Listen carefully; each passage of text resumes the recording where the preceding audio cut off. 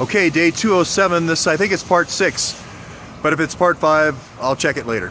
So here you can see across the Hudson River, that's the area that John Rockefeller, I think, when he was up in Tarrytown, he gave that whole thing to the state of New Jersey. So that's why there's a beautiful view and nothing over there. We're going to keep coming back to the Rockefellers, but not right now. So the code, this is the code situation. I talked to a doctor with a lot of experience in the ER, went through the code situation. When anytime a 27-year-old would drop to a 0 pulse, the meters are going to go off like mad. They're going to call what they call a code or code blue. People are going to come from everywhere. They're going to have all the stuff they need to resuscitate that person. There's a triage procedure they call ABC. That's, you're going to check the airway, you're going to see if the person's naturally breathing, and then you're also going to check their circulation. Do they have a pulse? The next thing you're going to do is IV. You're going to, and I'm just repeating what a physician just told me. You're going to want to be able to push all different types of things into that person if they're in trouble. If there's any kind of situation with a heart, like MI, or anything like that, or weird heart rhythms, push epinephrine and then do the shock, push epinephrine, then do the shock, all those sort of things. That did not happen with Seth Rich.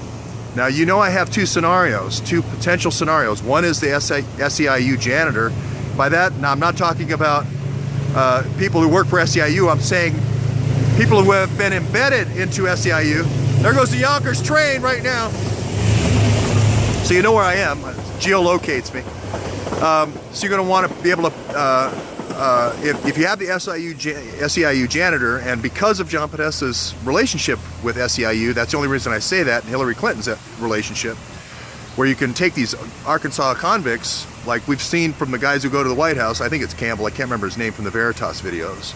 That's scenario 1. Scenario 2 is what I call the disorderly orderly with the pillow, or the SEIU janitor. Scenario 2 is the whoops I did it again nurse anesthetist, who's on rotation and just comes in and pushes a whole bunch of potassium into the person's bloodstream, and that kills you pretty quick.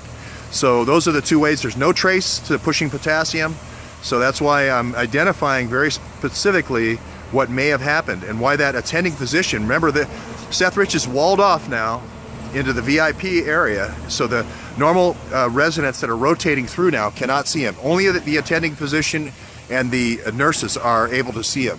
So the attending could have walked in there and saw that he was dead. Police officers were there, law enforcement was there, and they could have said, we're not calling code, we don't want any witnesses to this, this is a VIP. For some reason, that's what happened. Now, Seth Rich's brother, Aaron, has said he wants to get this data out to the public. So I'm trying to interview him. We're trying to set that up today for a Skype interview. That's where we are so far this morning.